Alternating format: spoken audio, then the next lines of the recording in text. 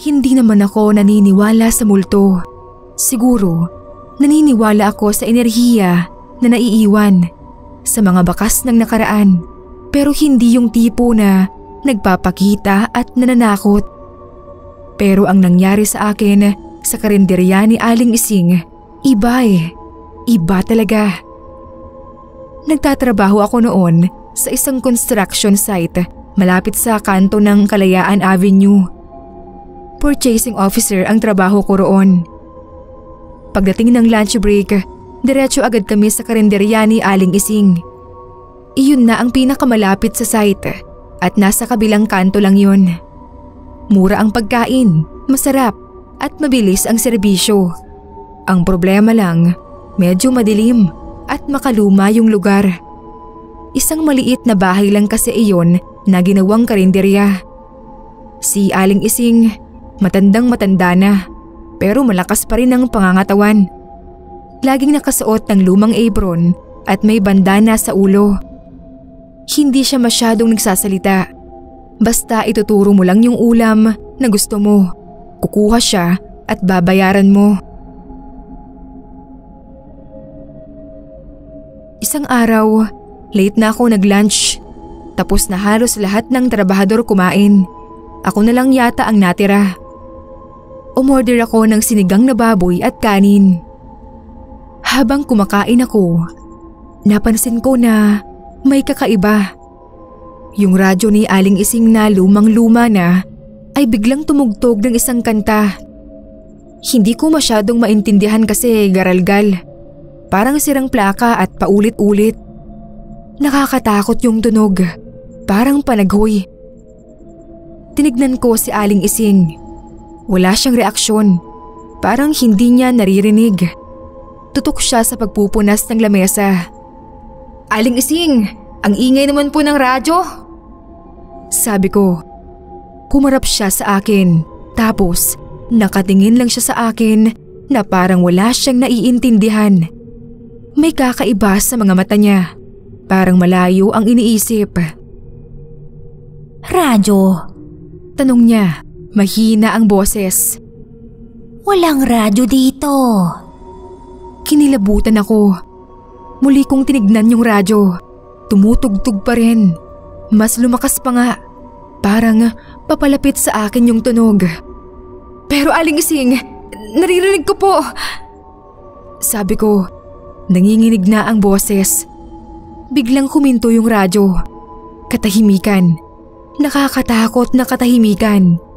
Muli akong tumingin kay Aling Ising. Ngayon, nakangiti na siya. Pero hindi yung ngiti na nakagagaan ng loob. Yung ngiti na parang may alam siya na hindi ko alam. "Tapos ka na bang kumain, iha?" Bigla akong nawalan ng gana. Tumayo ako at nagbayad. Paglabas ko ng karinderya, lumingon ako. Nakatayo pa rin si Aling Ising sa pintuan. Nakatingin lang sa akin hanggang makalayo ako. Hindi na ako bumalik pa sa karinderya niya simula noon. Kinuwento ko sa mga kasamahan ko yung nangyari. Ang sabi nila ay kamamatay lang daw ni Aling Ising noong araw na yon. At dahil sobrang busy ko raw sa pagbibilang ng mga binabang materyales, ay hindi na nila ako nasabihan na maghanap ng ibang makakainan. Akala pa nga raw nila ay may baon ako kaya hindi na rin talaga nila ako nasabihan. Hindi ko na tuloy alam kung totoo talaga ang nangyari sa akin. Pero ang alam ko, hindi ko makakalimutan ang nangyari sa karinderya na yon. Yung radyo. Yung ngiti ni Aling Ising. Baka nga, totoo ang multo. At baka mas nakakatakot pa sila kapag nagpapanggap silang tao. Baka nagtatago sila sa mga simpleng bagay, tulad ng isang karinderya, naghihintay ng pagkakataon para magpakita. At baka tulad ko, hindi mo mamamalayan na nakakain ka na pala ng hindi mo dapat kainin.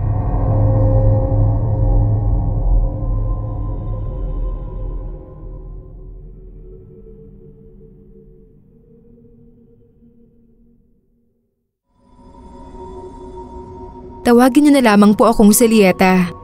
Tubong Cavite ako. 27 years old na ako ngayon. Pero hindi ko pa rin makalimutan ang nangyari sa akin noong high school pa ako.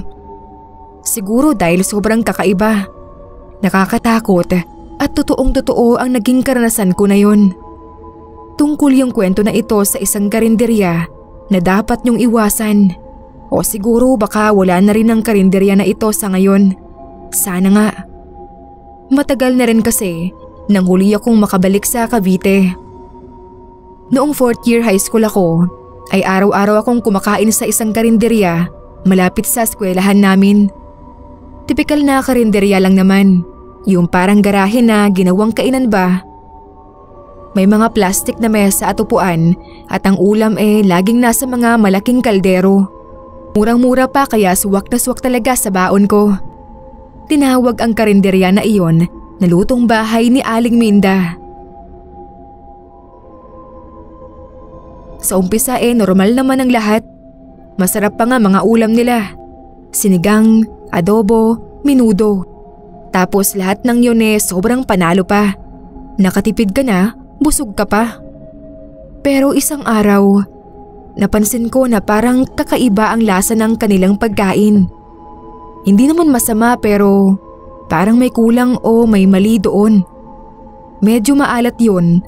Tapos parang may amoy na hindi ko ma-explain. Ewan ko ba? Naisip ko noon na baka nagtitipid lang sila sa sahog. Pero dahil nga gutom na ako noon, kinain ko pa rin. Kinabukasan, mas naging weird pa talaga yung lasa ng ulam nila. Habang kumakain ako ng kare-kare nila, may napansin akong hibla ng buhok sa kanin ko. Kulay puti iyon tapos medyo mahaba pa. Akala ko buhok lang ng matanda kaya hindi ko na lang pinansin. At tinuloy ko ang pagkain ko. Hindi naman kasi ako maarte sa mga ganoon at maselan. Pero habang hinihigop ko yung sabaw, may nalasahan ako na parang bakal. Alam niyo yung parang lasang dugo? Ganoon yung lasa. Sinuka ko kaagad yung buong kanin ko sa basurahan. Ibang usapan na kasi para sa akin kung ganoon yung lasa Hindi ko na sana babalikan yung karinderya pero dahil nga mura at malapit, napilitan pa rin ako. Pero ito talaga ang hindi ko makakalimutan doon. Ang naging huling araw ko. Umorder ako noon ng paborito kong adobo. Habang kumakain, napansin ko na ang dami ng langaw sa paligid. As in, yung tipong hindi na normal. May mga langaw sa mesa, sa pader, at pati na rin sa pagkain ko. Nandiri na ako. Pero naisip ko pa rin noon na sayang yung pera at yung pagkain. Hanggang sa habang nilalantakan ko yung pagkain, nakakita ako ng kuko. Oo, kuko yun talaga ng tao. Hindi siya malinis na animoy parang galing sa lupa. Doon hindi ko na napigilan. Agad akong tumayo at lumabas nang hindi nagbabayad. Kinabukasan din nakwento ko yun sa tropa ko. Tapos nagulat na lang ako sa kanilang sinabi. Wala na raw talagang karinderya sa lugar na yun. Sinara na raw noong nakaraang buwan pa dahil may natagpo ang bangkay sa likod ng tindahan.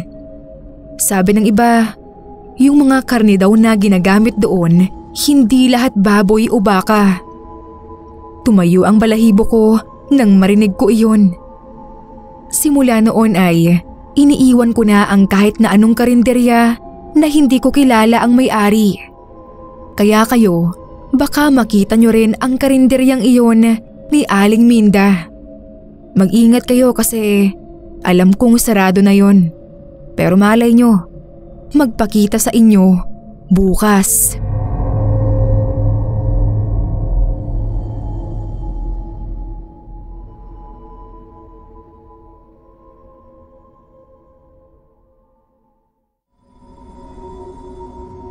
Ako po si Turing. Bata pa lang ako ay sanay na akong kumain sa mga karinderya. Staple yan para sa mga estudyanteng kapos sa budget, lalo na kung matakaw ka katulad ko. Pero hindi ko inakala na isang karinderya rin ang magbibigay sa akin ng pinaka nakakatakot na karanasan sa buong buhay ko. Nangyari ito noong college ako. Kakatapos lang ng klase ko noon at dahil basang-basa kami ng ulan, niyaya ako ng tropa ko na si Nina sa isang karinderya malapit sa eskwela. Masarap daw kasi doon. Pagdating namin parang normal lang naman. Maliit na espasyo, mga plastic na mesa at upuan at ulam na nakahilera sa mga bandehado. May amoy rin ng mainit na sinigang na umaalingasaw, kaya ramdam ko kaagad yung gutom. Sa unang tingin, hindi mo iisipin na may mali. Ni hindi nga rin sumagi ang mga salitang iyan sa unang pagtapak ko roon. Pero nung nakaupo na kami, ay napansin ko na sobrang tahimik ng paligid. Wala ni isang customer bukod sa amin. Wala ring traffic na naririnig mula sa labas. Kahit nasa tabi lang ng kalsada yung karinderya. Para bang naputol kami sa totoong mundo. Umorder kami ni Nina ng bulalo at pritong isda. Habang hinihintay ko yung pagkain, napansin ko na parang ang dumi ng lugar. Yung tiles ng sahig may mga mansa na parang dugo na pinilit pinunasan pero hindi natanggal ng maayos.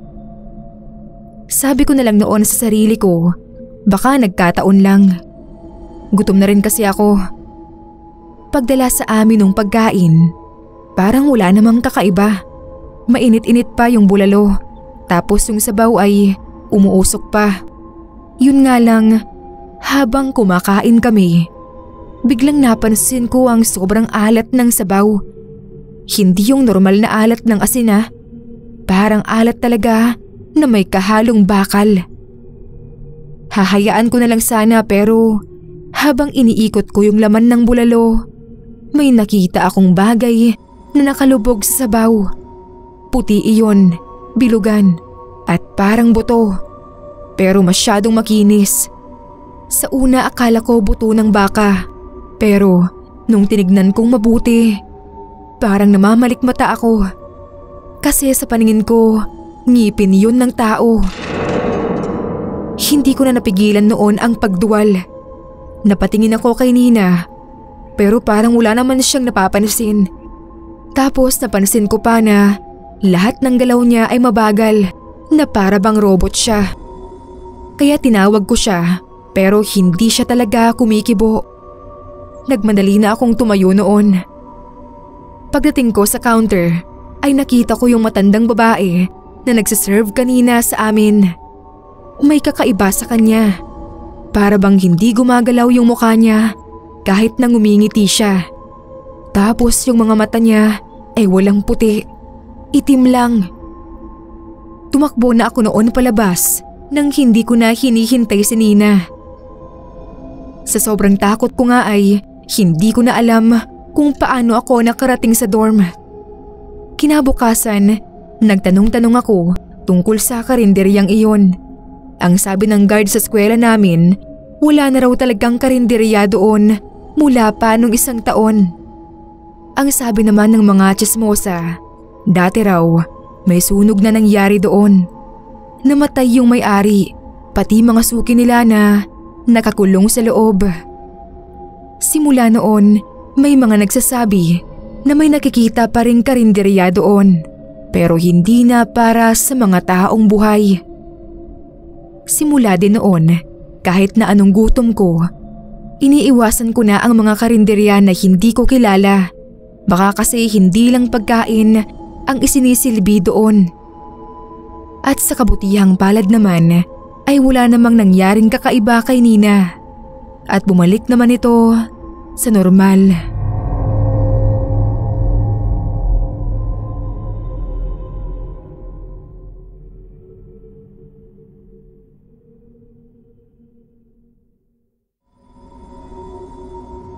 Nagbabakasyon kami sa isang isla sa may bandang norte.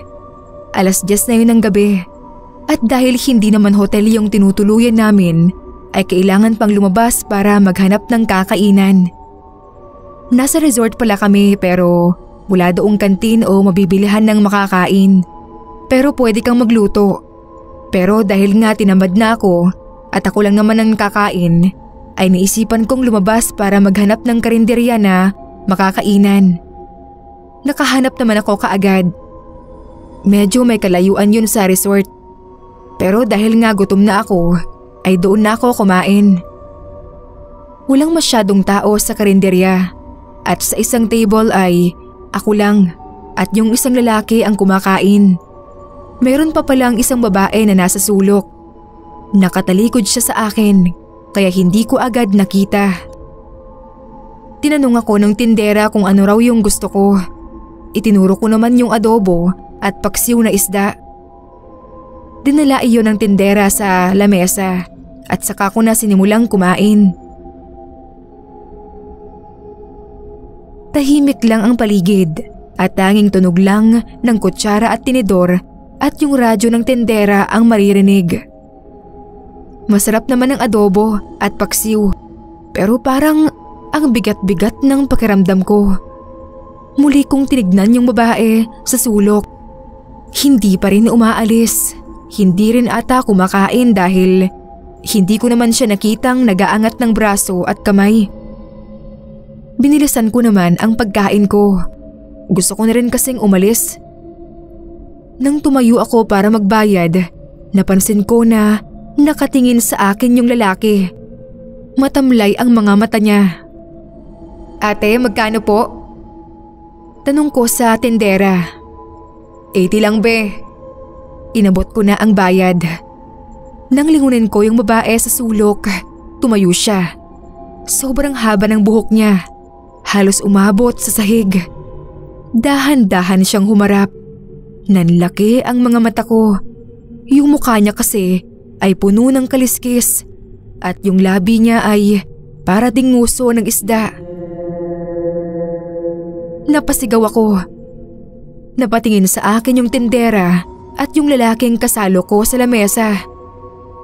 "Bakit be?" Tanong nung tindera. Yung babae sa sulok." Hindi ko maituloy. Nanginginig na ako. Tumingin yung tindera sa sulok. "Anong babae? Wala namang babae diyan kanina pa. Be, ikaw nananakot ka pa." Yung lalaki naman ay nakatingin lang sa akin. Parang nakita niya rin. Pero imbes na matakot ay parang malungkot pa siya. Umalis ako kaagad. Hindi na ako lumingon. Nakwento ko yung nangyari sa staff ng resort nung mag-check out na kami. Sabi nila ay may nagpapakita raw talagang sirena sa isla. At kung hindi mo raw sila makita sa dagat ay sa buhanginan o maging kahit sa resort ay nagpapakita sila. Kaya rin daw sumikat ang resort nila dati dahil sa mga nagpapakitang sirena. Doon na rin ako naliwanagan. Doon din ako nagpasya na hindi na bumalik pa sa islang iyon. Mahirap na at baka mamaya ay isama pa ako nung taong kaliskis na iyon papunta sa ilalim ng dagat. Hindi ako marunong lumangoy.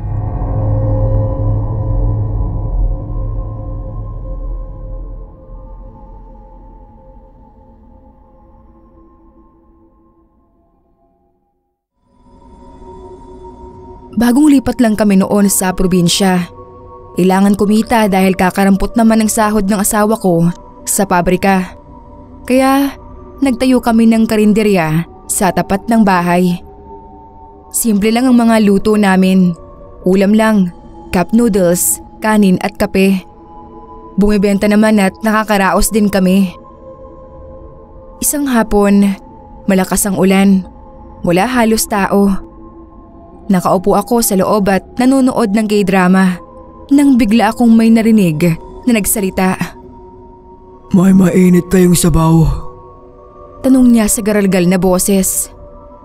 "Meron po, sinigang na baboy." Sabi ko, medyo nagtataka.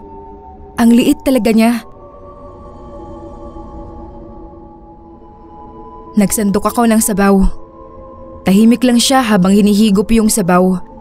Ayaw niya ng karne at gulay, kaya literal na sabaw lang talaga ang binigay ko. Magkano? 10 piso lang ho. Naglabas siya ng lumang pitaka mula sa loob ng sombrero niya. Nagbigay ng barya. Kinuha ko yung bayad. Salamat. Sabi niya tapos lumabas na sa ulan. Kinagabihan, pagkatapos ko magsarado ay nililinis ko yung mesa na inupuan niya. Pagtingin ko sa ilalim, may maliit na lupa na bunton. Parang galing sa halaman. Inisip ko na lang na dala siguro ng customer kong maliit kanina. Winalis ko naman agad yun dahil kahit hindi sementado ang karinderya ay magkakalat pa rin yun sa lupa. Kinabukasan, pagbukas ko ng karinderya ay napansin ko yung mga paninda kong gulay at karne. Panis na lahat. Amoy bulok na yon na ipinagtaka ko naman. Bago pa naman kasi ang lahat ng yon. Halos kakabili ko lang nun sa palengke. Nagsimula na ring magkasakit ang aso naming bantay ko sa karinderya tuwing gabi. Tapos yung mga alagang manok naman ng mister ko ay isa-isang namamatay. Ikinuwento ko yun sa kapitbahay. Tinawanan lang ako nung una. Pero nung nalaman niya ang tungkol sa maliit na lalaki na nakaitim na sombrero, ay sumeryoso siya bigla. "Nuno yan," sabi niya. "Huwag mong babastusin." Pinayuhan niya ako na mag-alay. Maganda ng puto at itlog. Ilagay ko raw sa ilalim ng puno ng balete na malapit sa karinderya. Ayun na nga ang ginawa ko. Pagkatapos ko mag-alay ay parang himala na gumaling yung sakit ng aso namin. Parang hindi nga rin nagkasakit at nagawa pang maghukay sa likod ng bahay. Hindi na rin namatay yung mga manok at yung mga paninda ko ay hindi na rin agad-agad na napapanis. Hindi na bumalik yung maliit na lalaki na nakaitim na sombrero. Pero sa tuwing umuulan, napapatingin ako sa kalsada. Kinikilabutan pa rin ako. Kada Biyernes ay nag-aalay pa rin ako ng puto, itlog at sabaw sa may punso. Bago magsara ay nag-iinsenso na rin ako. Umasenso na rin yung karinderya namin hanggang sa bumalik na kami sa Maynila. Hindi ko na nalaman kung bakit nagalit sa akin yung nuno. Pero sa palagay ko ay baka dahil winalis ko yung bunton na naiwan niya. At kahit nasa Maynila na kami, ay parang sumunod pa rin sa amin ang swerte. Nabuntis na kasi ako at na-promote naman ng mister ko sa trabaho. Hindi ko alam kung dala ng nuno yung swerte namin. Pero sana lang ay wala iyong kapalit.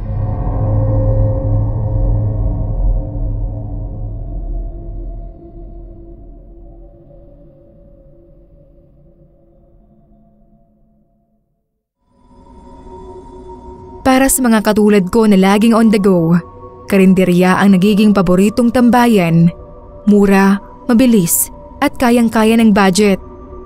Pero may isang karinderya sa dulo ng kanto na hindi ko talaga malilimutan kahit na hanggang ngayon. Tawagin niyo na lang po pala akong Gloria. At gusto ko rin mag-share ng karanasan ko rito. Nangyari ito isang hapon. Paglabas ko mula sa opisina, naglakad-lakad lang ako sa kalsada at napansin ko ang isang bagong bukas na karinderya. Sa sobrang gutom ko, hindi ko na tinanong yung pangalan. Pumunta ko kaagad sa may mga mesa at nagsimula ng maghanap ng ulam doon. Ang karinderya na iyon malayo sa mga kabahayan. Parang nasa gilid lang ng kalsada at medyo hindi kita sa mga mata ng mga tao. Walang masyadong ilaw at kung meron man sobrang dim naman. Ang mga dingding ng karinderya ay halata mong matagal na. Para kasing luma na at may mga alikabok. Parang hindi na siya nadidiligan ng tamang panahon. Hindi ko naman naisip na kakaiba siya. Kasi natural lang naman din yung mga ganoon sa mga lugar kung saan ako nagta-travel. Kaya nag-order na lang ako ng adobong manok at sinigang na baboy. Habang naghihintay, napansin ko na sa likod ng karinderya may isang pinto na hindi nakasara.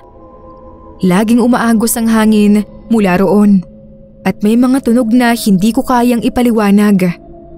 Pero ayun nga, gutom na ako kaya hindi ko na yon pinansin. Habang binabayaran ko ang aking ulam, tinanong ko yung may-ari ng karinderya. Isa siyang matandang lalaki. Kung bakit wala nang ibang tao sa paligid. Ang sagot naman niya paminsan-minsan lang daw. Hindi ko alam pero para bang may iba siyang ibig sabihin doon pero hindi ko na pinansin.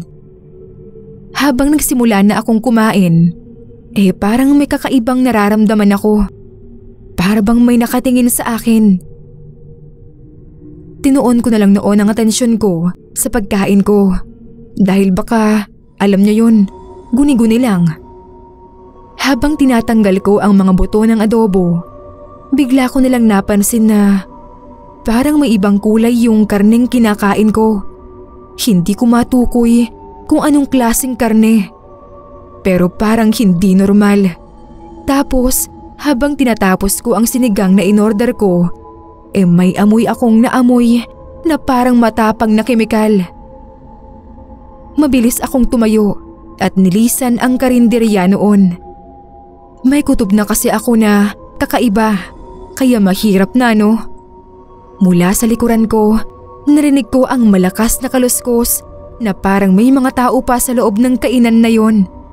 Pero imposible naman iyon kasi walang ibang tao roon kundi ako at ang matandang lalaki na nag-aasikaso kanina.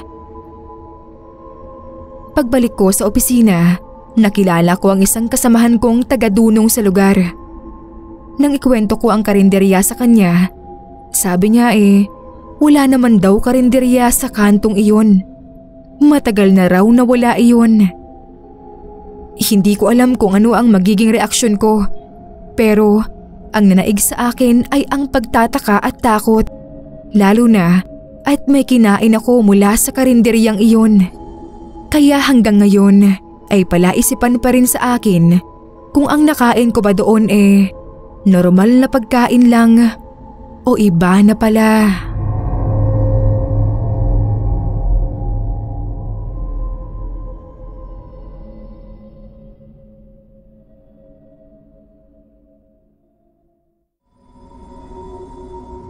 Nangyari ito sa tindahan ni Aling Perla.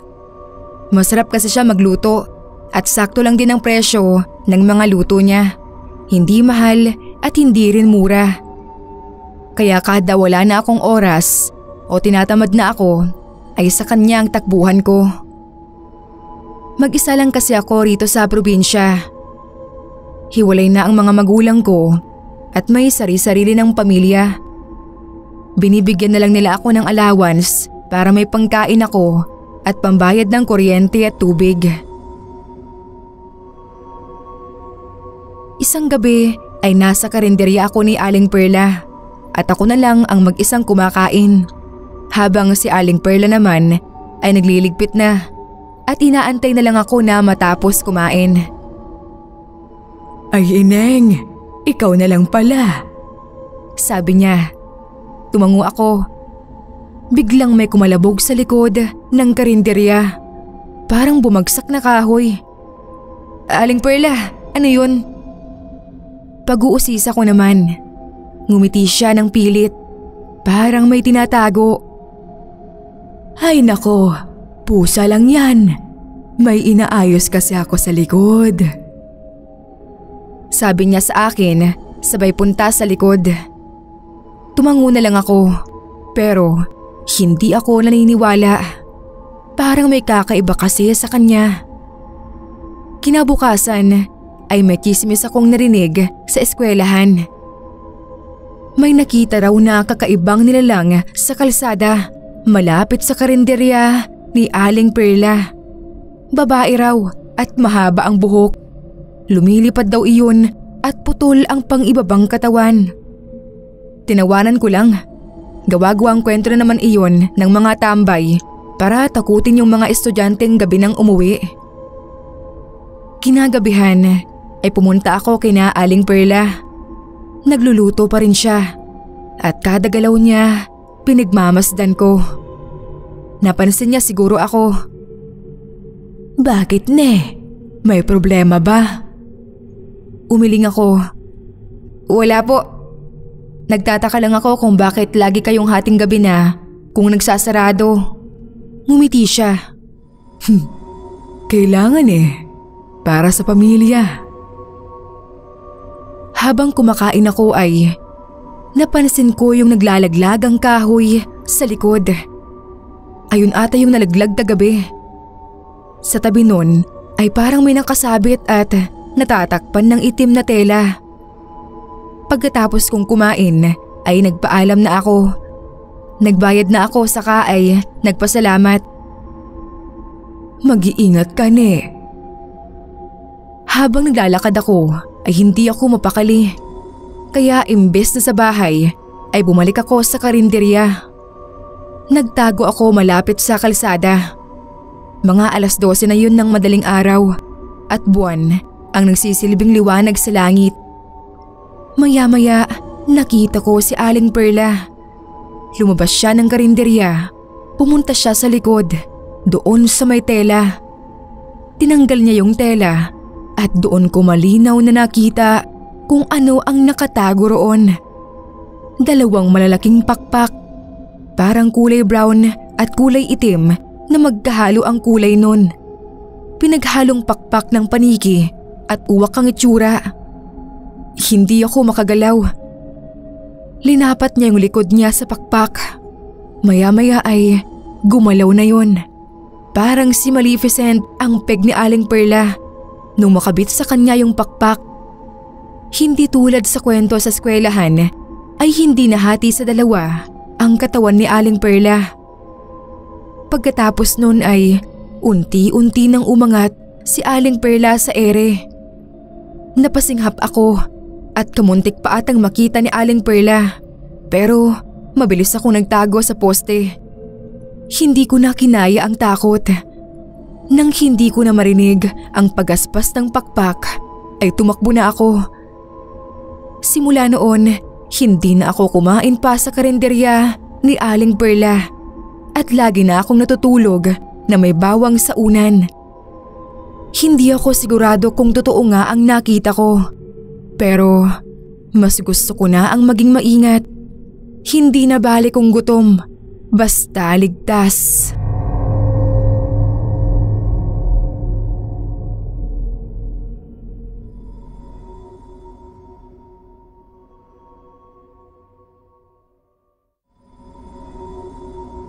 Ako po si Yumi, 29 years old, at may trabaho sa isang call center dito sa Makati.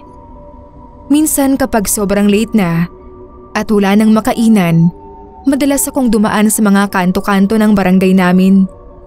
Laging may mga karinderya sa tabi at kadalasan hindi ko pa kilala ang may-ari. Laging bagong bukas, laging bagong puok.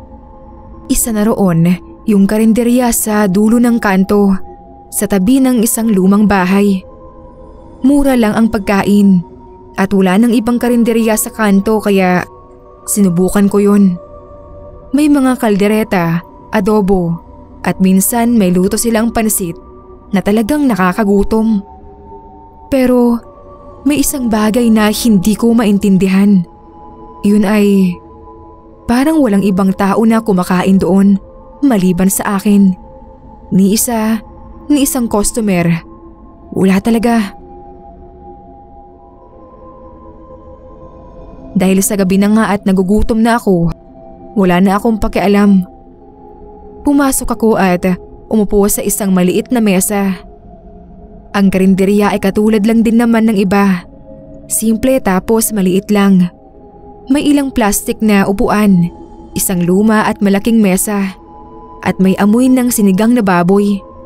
Yung amoy, hindi ko alam kung maganda o nakakainis.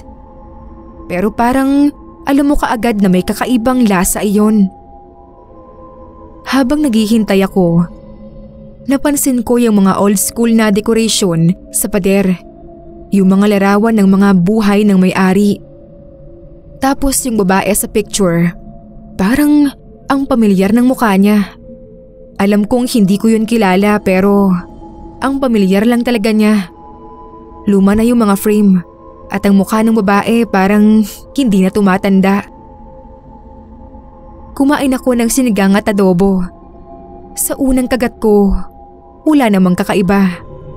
Pero habang tumatagal, napansin ko na may matigas na bagay sa sabaw. Parang isang piraso iyon ng matigas na kalansay. Hindi ko na sana papansinin pero habang kinakain ko, naging parang maalat yung lasa sa bawat kagat ko.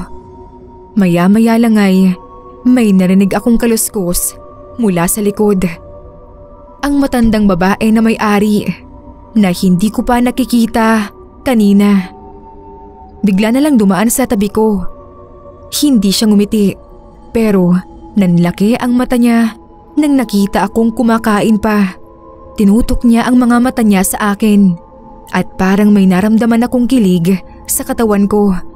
Isang pakiramdam na parang may mali. Agad akong tumayo at nagbayad na. Sabay takbo palabas ng karinderya. Hindi ko na tinignan pa kung may ibang tao na pumasok o wala. Habang naglalakad ako pauwi, nakaramdam ako ng lamig. Pero nang tinignan ko, wala namang dahilan para lamigin ako. Kinabukasan din ay nagtanong ako sa mga kaopisina ko kung kilala nila yung karinderya. Sabi nila, wala naman daw karinderya doon. Wala nang nagtitinda sa dulo ng kanto. Simula noon, hindi ko na muli pang nakita ang karinderyang iyon. Wala na akong narinig mula sa mga kapitbahay ko. At yung babae sa picture, parang naglaho na lang sa alaala ko.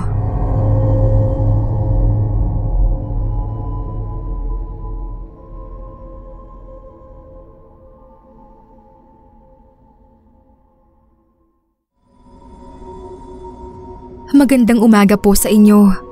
Floor nga po pala. 23 years old na ako ngayon at nagtatrabaho bilang waitress sa isang karinderya sa ilalim ng tulay sa may Pasig. Minsan, gabi-gabi akong nagtatambay doon para kumita ng extra at madalas ang mga suki mga tambay lang naman sa kanto. Kaya kahit late na ng gabi, bukas pa rin ang karinderya. Kilala ko na yung mga regular customers.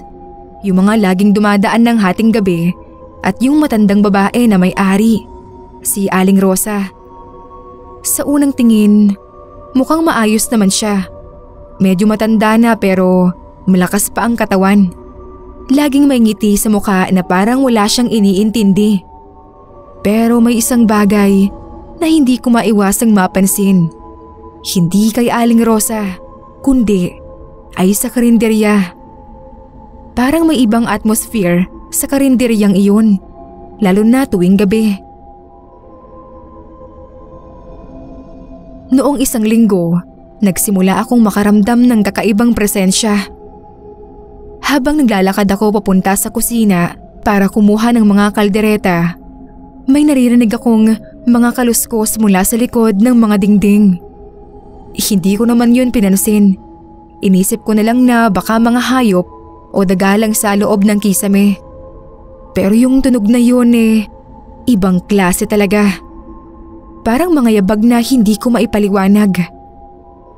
Tuwing 10 oras ng gabi, parang mas kaunti na ang tao. Doon talaga nakakaramdam na ako ng malamig na hangin kahit hindi naman nakabukas ang mga bintana. Tapos isang gabi, habang naglilinis ako ng mga mesa, napansin kong may mga kaldero sa kusina na hindi ko naman alam kung paano umabot doon. Nasa labas na kasi dapat yun o di kaya sa loob ng mga cabinet. Alam ko yun kasi ako mismo ang naglalagay. Wala nang ibang tao sa kusina kundi ako at si Aling Rosa.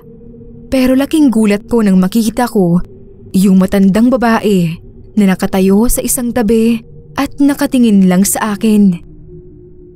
Ipinagsawalang bahala ko na lamang iyon. Tapos ayun na nga. Ilang araw pa ang lumipas at naging normal na sa akin ang mga weird na kaluskos at ang malamig na hangin. Hanggang isang gabi, habang nag-uusap kami ng mga regular na customer, may narinig akong boses. Boses iyon ng isang bata. Hindi ko siya nakita pero narinig ko siyang parang may kinakausap sa likod ng karinderya. Lumingon ako pero wala akong nakita.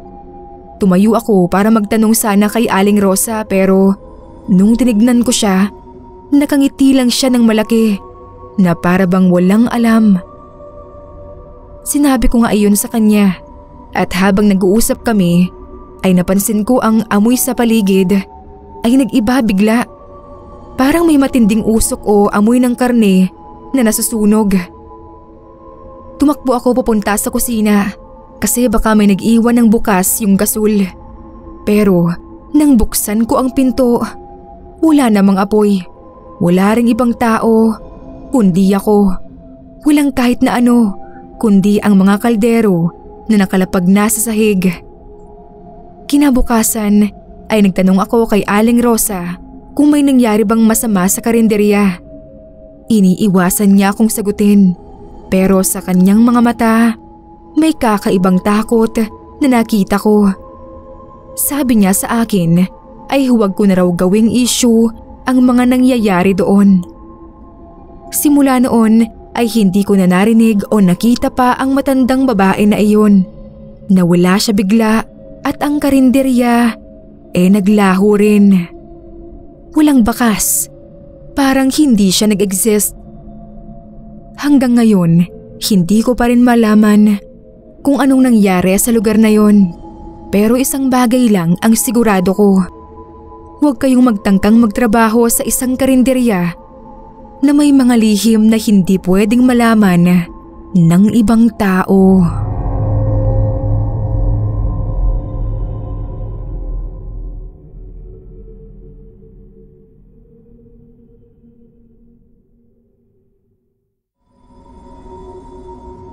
Ako po pala si Isabela. Meron kaming medyo may kalakihang karinderya. Dahil may kalakihan ay malakas din kaming bumenta. 3 ang tagaluto at 4 ang tendera at crew. 4:00 pa lang ay nagbubukas na kami. Puro prito pa lang ang tinda at sinangag. Maya-maya ay may spaghetti na at pansit. Kahit ganito kami kaaga kung magbukas, ay may mga nag-aalmusal na. Mga construction worker at tricycle driver o di kaya ay mga papauwing empleyado ng call center. Habang naglilinis ako ay napansin ko na may malaking aso na nakatayo sa kabilang kalsada. Itim na itim ang balahibo at namumula ang mata nun. Wala rin itong kurap-kurap na nakatingin sa akin. Binawi ko na lang ang tingin ko at nagpatuloy sa paglilinis. Nang magtanghalian, dumagsa ang mga tao. Punuan ng karinderya. Halos hindi ko na nga alam ang uunahin. Pero habang busy ako, ay napansin ko ulit yung aso. Nasa may pinto na yon ng karinderya. Pero parang ako lang ang nakakakita sa kanya. Dinadaan-daanan lang kasi siya ng mga labas-masok na customer. Kinabahan ako bigla. Hindi ko alam kung bakit. Pagkalipas ng ilang minuto, nawala na siya. Siguro umalis na. Pero yung kaba ko, hindi pa rin nawawala. Kinagabihan, pagkatapos namin maglinis ng karinderya, ay umuwi na ako. Pagod na pagod at parang dinaganan ng malaking bato yung likod ko at binti. Pagdating ko sa bahay, ay nagdasal muna ako bago matulog. Binanggit ko rin sa panalangin ko yung aso kanina. Kako, Ama, sana hindi yun masamang pangitain. Kinabukasan, pagdating namin ng 3:00 sa karinderya, ay napasinghap kaming lahat. Bukas na ang karinderya at binuksan na ata ng mga nagluluto. Pero sa harap ng pinto ay may mga patay na manok, kuneho at isang maliit na tuta. Lahat iyon may kagat sa katawan. Parang kinagat ng isang malaking hayop at sinipsip ang katawan. Agad naman yung tinapon ng kusinero. Pagdating daw nila ay wala pa ang mga iyon. Pero bago raw kami dumating ay may nakita silang aso na gusto atang pumasok sa loob at pinaalis nila. Tinawagan ko rin si Lola Lydia. Siya ang pinakamay-ari ng karinderyang iyon. Kaya nga Lola Lydia ang pangalan ng karinderya. Ikinuwento ko sa kanya ang nangyari. Ang sabi niya sa akin ay baka Sigbin ang may kagagawan. Bago pa kasi mamatay ang asawa niyang si Lolo Pedro, ay dati raw iyong manggagamot. Dahil nagkamali ng binangga, ay namatay daw iyon habang may nilalabanan na aswang na may alagang Sigbin. Hindi niya alam kung namatay ba yung aswang, pero ang alam niya ay iyon ang pumatay sa asawa niya. Sabi ni Lola ay baka buhay pa yung aswang at inutusan ang alaga nito na gumanti para sa kanya. Pinayuhan kami ni Lola na magsaboy ng asin at tinadtad na bawang bago magbukas at bago magsarado. Ayun na nga rin ang ginagawa namin lagi, kaya naparami rin ang bili namin ng bawang at asin. Isang beses, nakita ko ulit yung aso, pero hindi tulad ng dati ay hindi na iyon makalapit. Dahil sa inis ko ay walang ano-ano, humabulot ako ng asin sa kusina at isinaboy iyon sa kanya. Tinamaan yung aso at biglang umalulong, saka tumakbo papalayo. Mula noon ay hindi na iyon bumalik pa para manggulo.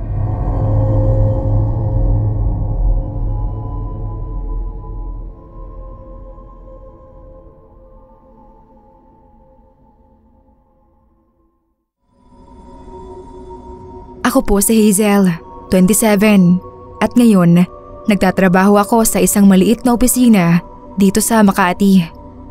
Pero may mga alaala pa rin ako na hindi ko kayang kalimutan. Lalo na yung karanasan ko sa isang karinderya sa kanto, sa barangay namin, noong bata pa ako.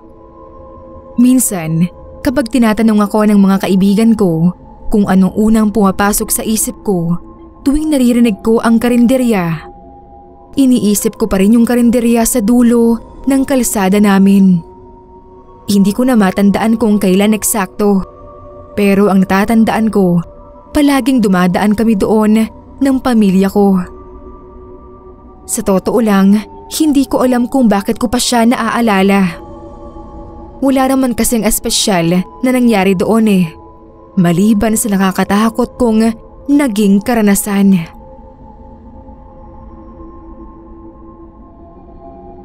Bilog ang karinderya, hindi malaki at laging punong-puno ng tao. Sa mga unang taon ng buhay ko, naalala ko na kahit tanghali pa lang ay punong-puno na ng mga customer. Laging may pila. Ang may-ari si Aling Maring, isang matandang babae na hindi ko rin maipaliwanag kung anong meron siya. Parang may aura siya na hindi ko kayang sabayan. Hindi siya ngumingiti o nakikipag-usap ng normal. Palaging seryoso. At kahit na gaano kami kabata, kami ng mga kapatid ko, alam naman namin na hindi kami pwedeng mag-ingay o magsalita ng malakas habang naroroon kami sa kainan niya. Hindi lang dahil takot kami kay Aling Maring, kundi dahil may isang pakiramdam na para bang lahat ng mata ng tao sa paligid ay nakatutok sa'yo. Pero hindi naman ako masyadong nagtataka noon. Ang tanging iniisip ko lang masarap ang luto ni Aling Maring. Bago pa ako matapos ng elementarya, ay natutunan ko na lagi naming iniiwasan si Aling Maring kapag sumisikat na ang araw. Lagi kaming pinapadapa ni Mama o Papa kung may mga pagkakataong maghapon kami sa karinderya. Isang araw, habang naglalakad kami ng ate ko patungong karinderya, napansin namin na Parang may kakaibang pagbabago sa lugar na yon. Hindi na punong-puno ng tao ang karinderya. Mas naging tahimik. Wala na rin ang mga naghihintay na customer sa labas. Pumasok kami. Habang nagsisiksikan sa mga lamesa sa tabi ng pader, nakita namin si Aling Maring na siya lang ang naroon. Bago pa man niya makita kami, ay agad na kaming tumakbo at umuwi ng bahay. Pero saktong paglabas namin doon ay nakasalubong namin sina Mama. Galit pa ang mga iyon noon nang makita kami dahil ano pa raw ang ginagawa namin doon kung patay na si Aling Maring. Agad naman akong nagulat sa sinabi ng magulang ko dahil kitang-kita ko pa noon si Aling Maring na nakaupo sa loob at nakatingin sa malayo. Para bang bakas sa mukha nito ang lungkot. Hanggang ngayon, hindi ko lang matukoy kung anong klaseng lungkot iyon. Lungkot ba yon dahil namatay siya o dahil wala na ang kanyang pinakamamahal na karinderya? Siguro ay hindi ko na malalaman pa kahit kailan.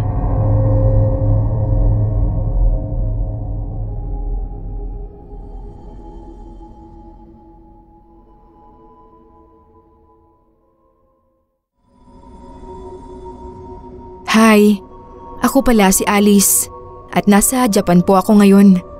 Pero yung kwento ko po ay sa Pilipinas naganap. Alam niyo po ba yung Soup for the Soul? Yung libro na lagi mong makikita sa National Bookstore. May ganoong libro kasi yung tita ko. Nung una ay akala ko literal na sopas yun para sa kaluluwa. Pero hindi naman pala. Ayun na nga. Naikwento ko yun sa lola ko.